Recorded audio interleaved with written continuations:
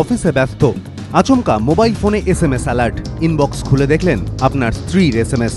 লিখেছেন, অ্যাক্সিডেন্ট হয়েছে, এখনই এসএসকেএম হাসপাতালে চলে এসো। খবর পেয়ে আপনি ছুটতে গেলেন হাসপাতালে, কিন্তু এ কি, সেখানে তো আপনার স্ত্রী আসেনি। বাড়িতে ফোন করে জানলেন আপনার স্ত্রী বাড়িতেই রয়েছেন। তাহলে আপনার স্ত্রীর নম্বর থেকে কি করে এসএমএস গেল আপনার কাছে? সাত সকালে আপনার বাড়িতে পুলিশ। আপনি নাকি ফোন করে অশ্লীল ভাষায় গালিগালাজ করেছেন আপনার এলাকার সাংসদকে।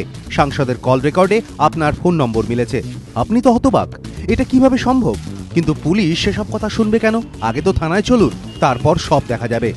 একইভাবে আপনার কোনো ভূমিকা না থাকলেও আপনার মহিলা সহকর্মীর কাছে আপনার মোবাইল থেকে পৌঁছে যেতে পারে কোনো আপত্তিকর এসএমএস। এমন যে কোনো ঘটনাই যে কোনো দিন আপনার সঙ্গে ঘটতে পারে। কোনো এক অজানা মোড়ে এমনই সব বিপদ আপনার জন্য ওত পেতে রয়েছে। সৌজন্যে একটি সফটওয়্যার। আসুন দেখে নিই কিভাবে এই সফটওয়্যারকে কাজে লাগিয়ে যে কোনো কাউকে বিপদে ফেলা সম্ভব, কিভাবে প্রতি মুহূর্তে বিপদ অপেক্ষা করছে আপনার জন্য। ইন্টারনেট থেকে যে কেউ এই সফটওয়্যার তার মোবাইল ফোনে ডাউনলোড করে নিতে পারেন। এই সফটওয়্যার দিয়ে ইন্টারনেটের মাধ্যমে ফোন কল করা সম্ভব। ফোন করার আগে ইউজার নাম্বারের জায়গায় যে ফোন করছে তার নম্বর লিখতে হয়, আর এখান থেকেই যাবতীয় সমস্যার সূত্রপাত।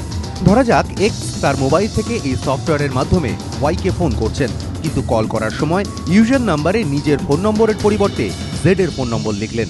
এই পরিস্থিতিতে ওয়াই এর কাছে ফোনটি যখন যাবে, তখন তিনি তার মোবাইলের স্ক্রিনে জেড এর নাম্বার এবং নাম 2 দেখতে পাবেন। অর্থাৎ তিনি ভাববেন ফোনটি জেড করেছে, ওয়াই নয়, কিন্তু আদতে জেড ফোনই করেনি।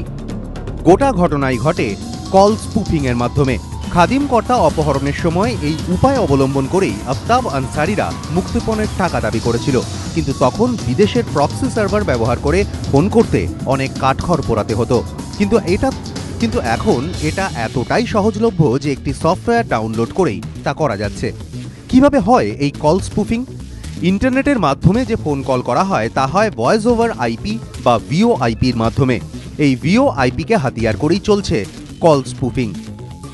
এই যে ভয়েস ওভার আইপি মানে আমি ইন্টারনেট থেকে কাউকে ল্যান্ডলাইনে বা মোবাইল নাম্বারে ফোন করতে পারি। এবার তো আমি যখন ভয়েস ওভার আইপি দিয়ে কাউকে ফোন করছি, তখন আমার আইডেন্টিটিটা সেখানে আমি যে কোনো একটা নাম্বার আমি স্টোর করে দিতে পারি, যে কোনো একটা নাম্বার দিয়ে দিতে পারি। সেক্ষেত্রে মানে আমি যাকে ফোন করছি সে মানে আমি অন্য কারোর নাম্বার দিয়ে আমি অন্য কাউকে ফোন করে ফেলতে পারি।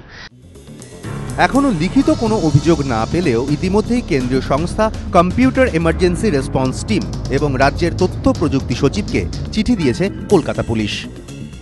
স্পুফিং বলে, এভাবে একটা কনফিউশন লোককে তৈরি করা যায়, কিন্তু আমরা এটা সার্টিন যে আমাদের আছে কম্পিউটার এমার্জেন্সি রেসপন্স টিম ইন্ডিয়ার, তাকে আমরা চিঠি লিখেছি। আমরা আইটি সেক্রেটারির সঙ্গে যোগাযোগ করেছি, আমাদের ইনফরমেশন টেকনোলজি সেক্রেটারি, তার সঙ্গে ব্যাপার টেক আপ করা হয়েছে, সেক্ষেত্রে দেখা হচ্ছে। তবে ইনিশিয়ালি কনফিউশন তো কনফিউশন হবে, কিন্তু একটা দেখা যায় সিরিয়ার অ্যানালিসিস করা যায়, তাহলে জিনিসটা বেরিয়ে আসবে যে ফলস কল হয়েছে। সুতরাং এখনই দারুণ আতঙ্কিত হওয়ার কোনো কারণ নেই এটাতে। তবে এই সফটওয়্যারের ব্যবহার সামনে চলে আসায় মোবাইল ফোনের কল রেকর্ড এবং এসএমএস প্রাথমিক তথ্য প্রমাণ হিসেবে গ্রহণযোগ্য হওয়া উচিত কিনা তা নিয়ে প্রশ্ন তুলেছেন আইনজীবীরা। ফোন কল কিংবা এসএমএস সংক্রান্ত কোনো অভিযোগ এলে বিষয়টি খতিয়ে না দেখে পুলিশের ব্যবস্থা নেওয়া উচিত নয় বলে মত আইনজীবীদের। একজন অভিযোগ করলো রুনাম ঘোষের নামে, এর বাড়ি থেকে সেল ফোনে গেছে, আমাকে গ্রেফতার করে নিয়ে গেল, আলটিমেটলি দেখা গেল আমি করিনি। তাহলে যে অভিযোগ করেছে তার বিরুদ্ধে ম্যালিসিয়াস প্রসিকিউশন আমি করতে পারি। তোরা পুলিশের কাজই উচিত হবে না কখনো এর ব্যাপারে গ্রেফতার করা, শুধু অভিযোগের ভিত্তিতে। যে একটা অভিযোগ করলে তার এসএমএস দেখিয়ে যে উনি বলেছেন তাকে ফোন করে দেবেন, এই কথাগুলো গ্রহণযোগ্যতা কতটা ঠিক এটা খতিয়ে দেখে তদন্ত করে তারপর পুলিশ যদি প্রয়োজন হয় গ্রেপ্তার করবেন।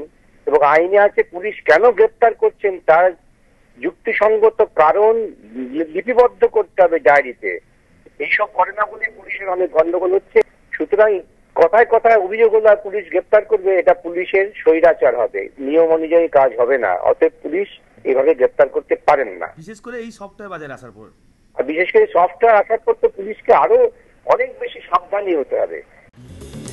পুলিশ কর্তাদের বক্তব্য, সন্দেহজনক কোনো ফোন কল বা এসএমএস যদি কারো কাছে আসে তাহলে তা সার্ভিস প্রোভাইডারের কল রেকর্ড দেখলে বোঝা যায়। তাই অভিযোগ এলে এখন সার্ভিস প্রোভাইডারের কাছ থেকে কল রেকর্ড নেওয়ার আগে কোনো ব্যবস্থা না দেওয়ার নির্দেশ দেওয়া হয়েছে। তবে শুধু ফোন নয়, ইমেল আইডি কিংবা কম্পিউটারের আইপি অ্যাড্রেসও একইভাবে স্পুফিং করা যায় বলে জানিয়েছেন তথ্য প্রযুক্তি বিশেষজ্ঞরা। নিমাই পান্ডা ও ময়ূখ ঠাকুর চক্রবর্তী, এবিপি আনন্দ, কলকাতা।